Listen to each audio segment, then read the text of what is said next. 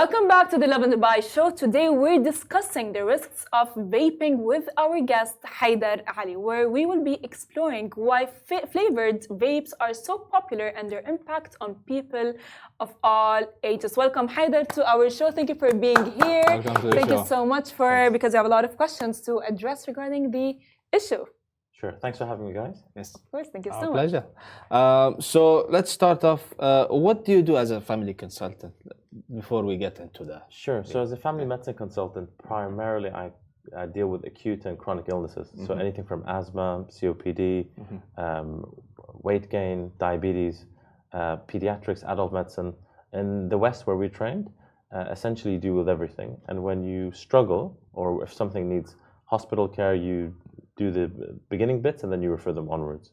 So it's taking care of the whole family, essentially, from minor injuries to more significant long-term issues. Yes. Yeah. So we see vaping has become such a wide trend and it's everywhere. So do you think that this is just addiction, or do you think that it's just a trend? So frustratingly, it's a bit of both. You can get normal cigarettes smell awful, right?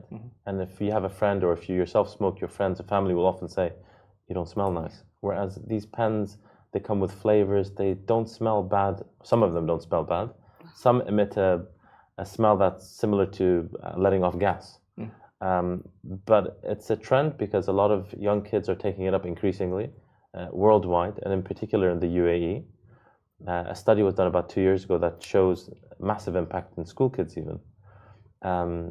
But to answer your question, essentially, it's a worrying trend and one we need to address head on. 100%. Could it possibly be because the flavor and not just the smell? Like because it's flavored and it tastes nice, and you know. Do you mean why there's been an uptake? Yeah, because could it be the possibility of that being a trend, and why it's like, you know, it's because of the flavors? It is a possibility. I mean, we have the advent of Instagram, TikTok. These things they have far more weighting than a healthcare professional saying it's bad for you. I'll get someone who's, for example, Instagram famous who will say vapes are safer than cigarettes, and then kids will think, well, if they're safe and they're trendy, you'll tend to be influenced, essentially. There's no better term for it. Yeah. The flavors will play a part for sure. And that's, again, an issue that needs addressing. There's a reason why these things have flavors imbued in them. Yeah. So you're a family consultant, and what I see with the kids vaping, they often go like, oh yeah, I am stressed, I need a puff. I need to go vape. It's like, and I look at them like, how are you stressed? You're like 16, you're 17, and you're stressed, and you need vape to let go of the stress. So how would you describe that? Because it doesn't make sense. You know, like you're young and you're stressed, and you need to as well smoke. So it's like one bad thing leading to another. Sure. I mean, you hit on two important points there. Stress we associate typically with adults or older adults because we go through life, we pay rent and go through social issues and have more responsibilities, whereas we expect young people to have it easy. Whereas in reality, especially in the Middle East, depression, mental health is still a relative taboo subject. So I see a lot of young people, both here and in Europe, where they might be worried about not getting into university, or they might be struggling at school, and their parents might be quite well off. In particular in Dubai, the majority of us are expats, and we're here because we offer a service, or our parents offer a service. The kids have expectation lauded onto them. So I would say your observation is correct, that there is a lot of stress. It's unexpected stress, perhaps, and young people are using the wrong, or going to the wrong sources, perhaps easy source, to alleviate some of that stress because of the nicotine, which helps you get a bit of relaxation, shall we say.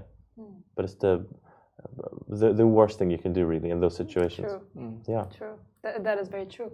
Are the dangers of like vaping similar to cigarettes, or is it worse? So, in the National Health Service, where I used to work for 14 years, when the vape and e-cigarettes and all these heated tobacco-type pens came out, and initially they were lauded as they've got to be better than cigarettes because a normal cigarette has around 7,000 chemicals.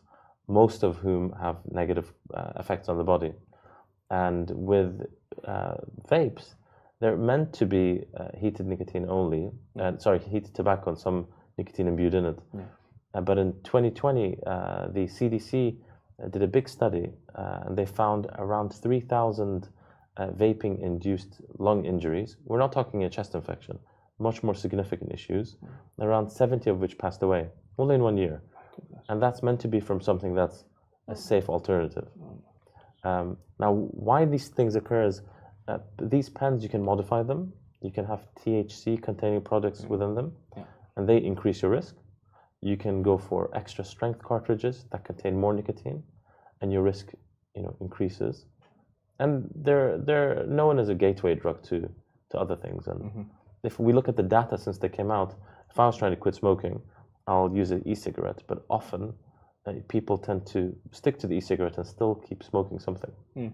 So you get a combination of that, As well, because adults have begun smoking at a later age, but now the kids that are smoking or vaping, let me be more accurate, vaping, they start really young. And so because they started really young and because it's vape, they think that it's not going to affect them as much if they were to be smoking cigarettes. Sure. So would you say that it's kind of like equal in a way? They're going to get affected, their lungs are going to get affected because they started really young? So the real answer is we don't know. One of the main fears about e-cigarettes and their like is such that there isn't enough data to know exactly what's going to happen. It could be that in 5-10 years' time we say, this is the worst thing ever, we need to ban it outright to stop production.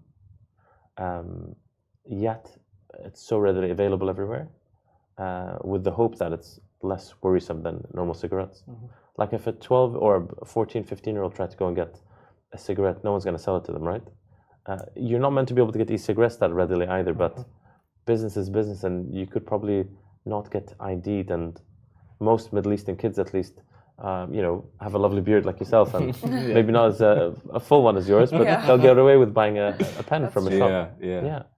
So I think even though the data isn't there presently, there's enough, even from 2020, to suggest strongly that there's going to be major repercussions from taking vapes not seriously enough.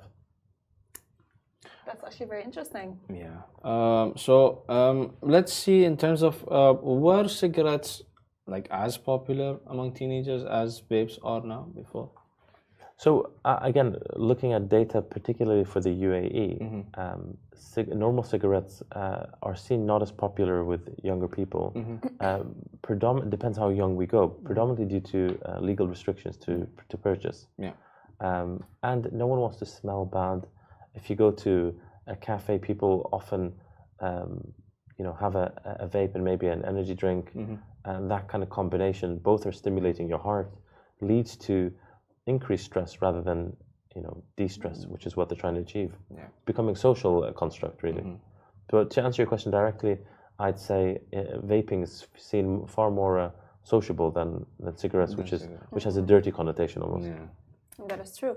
So technically, we see a lot of people who go like, oh yeah, I want to quit smoking shisha, or I want to quit smoking cigarettes. Sure. And the withdrawal process of it is not that easy, of course. So would you say the withdrawal of vape is easier? To come off vaping, you mean? I think the issue is if we assume for a second that vaping has the same amount of nicotine, because it depends on what strength you go for. And we know nicotine itself is considered more addictive than some class A drugs, so heroin, cocaine, that kind of thing. But we don't think of it as scary as that, because you can go and get it so easily. Same as sugar, different topic, but it's ultra addictive. But we have it everywhere we go, in anything we eat, right? That's true. But if you try to withdraw from it, it's a massive impact. So there are evidence-based manners which wish to come off nicotine in general, whether it's smoking and vaping. And now the Center for Disease Control in the States recommends you to really weigh up whether you use vaping as an attempt to come off regular cigarette smoking, and in fact recommend people to go through the medical ways, which include gum and other methods. That's true. The traditional ways, so to speak. Interesting. I've had a couple of people have an issue with vape, where they said that they would use vape as in terms of to stop smoking. And, but in fact, they smoke more than they did before. Sure. So can you give us any advice on how they can look into, just gradually stop, and maybe there are alternative nicotine sources? Sure. First of all, I would say it's not an easy process. It's not as simple as these people aren't lazy. They're doing their best to come off smoking. And part of it becomes, I feel this is safe. There's no rush to come off it. The best thing to do really is to recognize there's a psychology behind it.